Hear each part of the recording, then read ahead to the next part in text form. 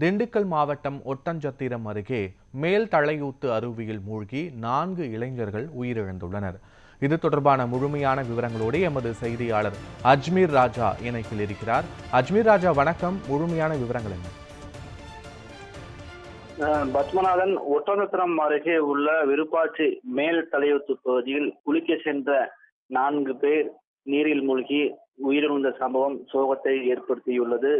திண்டுக்கல் மாவட்டம் ஒட்டன்சத்திரம் தொகுதி விருப்பாச்சி மேல் தலையூத்து அருவியில் குளிப்பதற்காக கள்ளப்பட்டியை சேர்ந்த 11 கல்லூரி மாணவர்கள் அங்கே சென்றுள்ளனர். அதில் 4 மாணவர்கள் நீரில் மூழ்கி இறந்துள்ளனர். இந்த சம்பவம் நேற்று இரவு நடைபெற்றுள்ளது. நேற்று இரவு என்பதால் மாணவர்களை மீட்க முடியாமல் தீயணைப்புத்துறையினர் பின்தங்கியுள்ளனர். இன்று காலை அதிகாலை தான் துறையினர் காவல்துறையினர் அனைவரும் ஒன்றாக சேர்ந்து அந்த தலைக்குத்து அருவியில் அந்த நீரில் மூழ்கிய மாணவர்களை மீட்கும் பணியில் ஈடுபட்டனர்.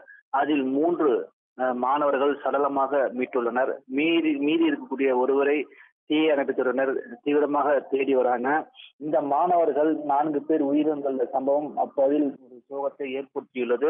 இந்த மாணவர்கள் பேர் விவரம் பார்த்தால் ஆதில், ஐயாஸ், சதாம் ஹுசேன், பயாஸ், இவர்கள் 4 பேரும் பள்ளப்பட்டியை சேர்ந்தவர்கள். இந்த 4 மாணவர்கள் தான் உயிரிழந்துள்ளனர். இதில் ஒருவரை மட்டும் மீட்கும் பணியில் தீயணைப்புத்துறையினர் தீவிரமாக ஈடுபட்டு வராங்க. குறிப்பா சொல்லணும் பார்த்தோம்னா, அந்த தலைக்குத்து அருவி என்பது வனத்துறைக்கு சொந்தமானதாக இருந்து வருகிறது.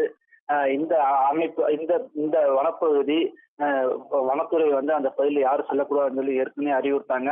அதே மீறிதான் இந்த மாணவர்கள் சென்றதாக வனத்துறையினர் தெரிவிக்கிறாங்க. இந்த மாணவர்கள் நேற்று 11 பேர் அந்த அருவிக்கு செல்வதற்கு முன்பாக வீடியோ எடுத்திருக்காங்க. அதில் சந்தோஷமாக சென்ற மாணவர்கள் இன்று 4 பேர் உயிரிழந்துள்ளது பெரும் சோகத்தை ஏற்படுத்தியிருக்கு. பத்மநாதன், காட்சிகளோடு விவரங்களுக்கு நன்றி அஜ்மீர் ராஜா.